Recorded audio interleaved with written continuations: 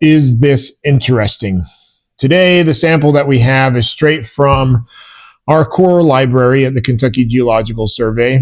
Most of the core that we have is drilled out from not super deep, and then we cut it in half, or what we call slabbing it, so that we can get a look at a flat surface on there.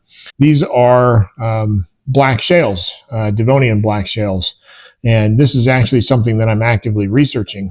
Now, what is interesting about Devonian black shales? Most geologists actually hate shale, right? They don't want to study it. It's not interesting to them.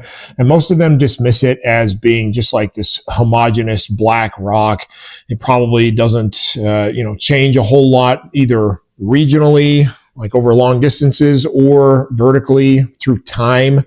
This is one of the reasons why I really like it, because there's actually a lot of heterogeneity in these rocks. There are these very, very thin layers that represent potentially millions of years, because this stuff is being deposited in the deep oceans or in deep lakes. And so it takes a lot of time to accumulate all this mud sediment.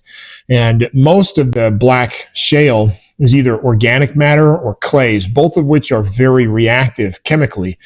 And so they can also be high in trace metals, critical minerals, like what we use in our phones and advanced technology nowadays.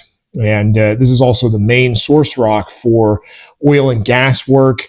And so there's actually a ton of information that you can draw out of this, but a lot of geologists still don't like it because you have to study it chemically. You can't really get a whole lot out of it just by studying it visually. So most geologists would say, is this rock interesting? No. But we all know that I'm like the weird one of the geologists, right? I don't like typical rocks. So of course, the one that you have to study with chemistry, I love. Okay, hold on.